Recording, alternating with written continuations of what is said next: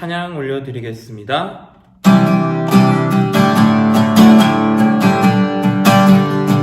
주 날 구원했으니 주 날 구원했으니 어찌 담담하리 기쁨에 찬송 드리니 주 내 제사했으니 어찌 담담하리 기쁨에 경배드리니 주를 향한 나의 사랑 멈출 수 없네 멈출 수 없네 나 기쁨에 춤추리 모든 슬픔 바꾸셨네 나 기쁨에 춤추리 내 모든 삶 주 안에 있네 다시 한번 주 날 구원했으니 어찌 잠잠하리 기쁨에 찬송 드리리 주 내 대사했으니 어찌 잠잠하리 기쁨에 경배드리리 주를 향한 나의 사랑 멈출 수 없네 멈출 수 없네 주를 향한 나의 열정 멈출 수 없네 멈출 수 없네 나 기쁨에 춤추리 모든 슬픔 바꾸셨네 나 기쁨에 춤추리 내 모든 삶 주 안에 있네 나 기쁨에 춤추리 나 기쁨에 춤추리 내 모든 슬픔 바꾸셨네 나 기쁨에 춤추리 내 모든 삶 주 안에 있네 내 모든 삶 주 안에 있네 내 모든 삶 주 안에 있네 내 이름 아시죠? 같이 찬양 올려드리겠습니다.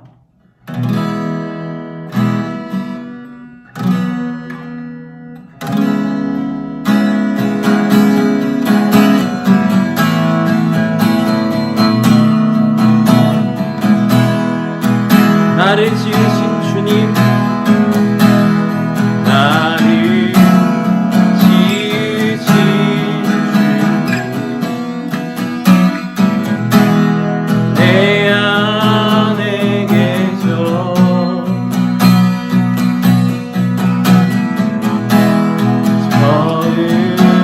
처음부터 내 삶을 그의 손에 있었죠 내 이름 아시죠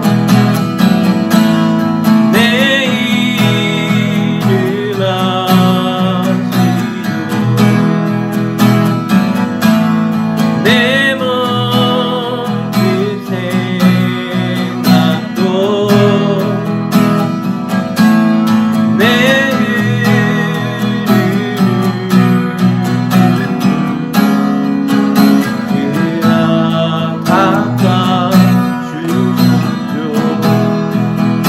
그는 내 아버지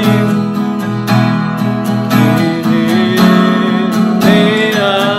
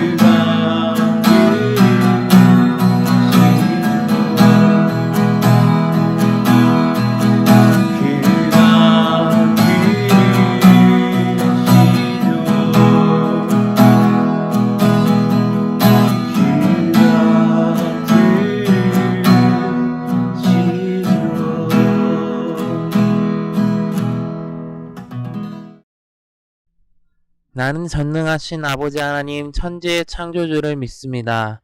나는 그의 유일하신 아들 우리 주 예수 그리스도를 믿습니다. 그는 성령으로 잉태되어 동정녀 마리아에게서 나시고 본디오 빌라도에게 고난을 받아 십자가에 못 박혀 죽으시고 장사된 지 사흘 만에 죽은 자 가운데서 다시 살아나셨으며 하늘에 오르시어 전능하신 아버지 하나님 우편에 앉아 계시다가 거기로부터 살아있는 자와 죽은 자를 심판하러 오십니다. 나는 성령을 믿으며 거룩한 공교회와 성도의 교제와 죄를 용서받은 것과 몸의 부활과 영생을 믿습니다. 아멘.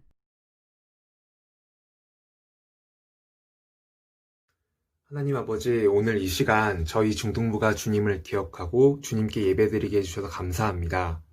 또 저희와 늘 함께하며 한 주 동안 보호하고 인도해 주셔서 감사합니다. 이 시간 주님 앞에서 저희 모습을 되돌아봅니다. 지독히 자기중심적인 마음과 행동으로 내 주변 사람들과 가족들에게 아픔과 상처를 주지 않았는지, 내 이웃들의 어려움을 외면하지는 않았는지 돌아보게 해주세요.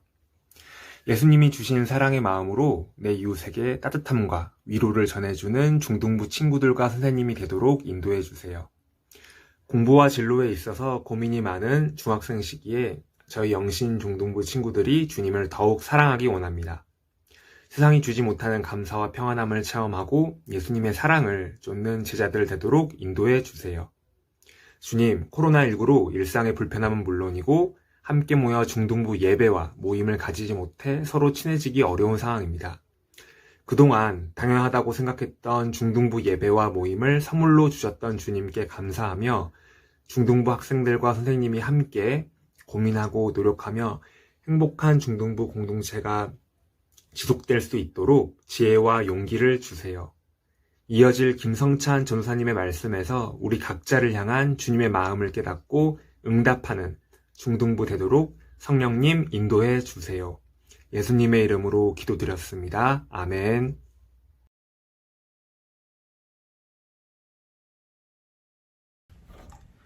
오늘 읽어볼 말씀은 디모데후서 3장 14절에서 17절 말씀입니다. 디모데후서 3장 14절에서 17절 말씀입니다. 같이 읽겠습니다. 시작. 그러나 너는 배우고 확실한 일에 거하라. 너는 내가 누구에게서 배운 것을 알며 또 어려서부터 성경을 알았나니 성경은 능히 너로 하여금 그리스도 예수 안에 있는 믿음으로 말미암아 구원에 이르는 지혜가 있게 하느니라. 모든 성경은 하나님의 감동으로 된 것으로 교훈과 책망과 바르게 함과 의로 교육하기에 유익하니 이는 하나님의 사람으로 온전하게 하며 모든 선한 일을 행할 능력을 갖추게 하려 함이라. 아멘. 자, 한 주간도 잘 지내셨나요? 오늘 읽어볼 말씀을 주제로 해서 우리가 더 하나님께 더 가까이 나아갔으면 합니다. 디모데후서는 바울이 죽음을 앞둔 직전에 쓴 글이라 여러 사람들이 말을 합니다. 왜냐하면 이 구절 때문입니다. 이 구절을 한번 읽어보겠습니다. 전제와 같이 내가 벌써 부어지고 나의 떠날 시각이 가까웠도다. 디모데후서 4장 6절. 이 말씀 때문이죠. 실제로 바울은 로마에 끌려간 다음에 죽음을 당합니다. 그 죽음 직전의 그것을 받은 사람이 바로 디모데라는 사람입니다. 디모데라는 사람은 바울을 대신해서 바울이 세운 교회를 담당했던 사람입니다. 지금으로 말하면 목사와 전도사를 이야기합니다. 그야말로 바울이 선교 여행을 돌아다니는 동안에 그리고 중간에 감옥에 갇혀서 교회를 못 돌보는 그 시간 동안에 많은 사람들에게 교회를 소개하고 복음을 전하는 자로 부름을 받았던 것입니다. 이런 상황에서 디모데에게 바울이 디모데에게 다시금 교회를 다스리는 데 있어서 중요하고 도움되는 글들을 남깁니다. 이 글 중에 하나가 바로 디모데후서, 그리고 우리가 읽지는 않았지만 디모데전서 이렇게 있죠. 아마도 디모데는 두려움이 많은 사람이다 생각이 듭니다. 왜냐하면 바울이 대신해야 되는 사역을 어린 나이에 감당해야 됐기 때문입니다. 그래서 어린 것에 대한 두려움이 있었으므로, 그리고 많은 두려움 가운데에 예수를 전한다는 것에 대한 두려움도 있었기 때문입니다. 왜냐하면 예수를 전한다는 건 죽음을 각오해야 되는 일이었기 때문이죠. 그 당시에 있어서는 죽음을 감당해야 됐기 때문입니다. 오로지 주님의 말씀으로 살아가는 사람에게 두려움이 있다라고 하는 것은 여러분에게도 생각하기에 그렇지만 의아하다 이렇게 생각할 수도 있겠지만, 예수를 믿는 사람이기 이전에 사람이기에, 연약함을 가지고 있는 사람이기에 더욱더 두려움이 많았으리라 생각이 듭니다. 예수님을 믿는다는 건 진짜 죽음을 각오하고 할 수밖에 없습니다. 그래서 두려웠을 것이고, 그리고 그 두려운 사회 사정들 가운데서도 교회를 맡아야 됐기 때문에 두려움이 많았으리라 생각이 듭니다. 우리가 읽은 구절에서 바울은 디모데를 위로해 줍니다. 이렇게 위로해 줍니다. 내가 어렸을 때 믿었던 그 말씀을 기억하라고 말입니다. 우리가 읽은 말씀을 다시 한번 읽어보도록 하겠습니다. 시작. 그러나 너는 배우고 확신한 일에 거하라. 너는 내가 누구에게서 배운 것을 알며 또 어려서부터 성경을 알았나니 성경은 능히 너로 하여금 그리스도 예수 안에 있는 믿음으로 말미암아 구원에 이르는 지혜가 있게 하느니라. 모든 성경은 하나님의 감동으로 된 것으로 교훈과 책망과 바르게 함과 의로 교육하기 유익하니 이는 하나님의 사람으로 온전하게 하며 모든 선한 일을 행할 능력을 갖추게 하려 함이라. 아멘. 아마도 디모데는 어렸을부터 신앙을 받았으리라 생각이 듭니다. 부모님 밑에서 가르침을 받았을 것입니다. 예를 들면 우리가 어떻게 살아가야 될지 그런 것들도 생각했을 것이다 생각이 들고요. 그리고 예절, 법 등등을 공부했으리라 생각이 듭니다. 그 안에 예수님을 믿는 법, 그것을 아마도 받았으리라 생각이 듭니다. 이처럼 바울은 디모데의 그 배경을 알았기 때문에 더욱 가르침에 있어서 중요하고 좋은 가르침을 받았다는 것을 기억해야 된다. 이것을 이야기해주고 있는 것입니다. 따라서 이런 가르침을 받아 그 가르침을 받아서 용기를 얻을 수 있도록 주님의 일을 감당하라 라고 바울은 말해주고 있는 것입니다. 따라서 이런 가르침을 받게 됨으로 인해서 열심히 행동으로 옮길 수 있다 라고 생각할 수 있으리라 생각이 듭니다. 그래서 사람들에게 그것을 전력을 다해 전하여라, 전력을 다해 복음을 전하라 라고 이야기를 하는 것입니다. 중등부 여러분 가운데 많은 환경 가운데 어려움이 있고 힘든 점들이 있으리라 생각이 듭니다. 그리고 각각 어떻게 사느냐에 따라서, 어떤 배경에 있느냐에 따라서, 어떤 경험을 가지고 있느냐에 따라서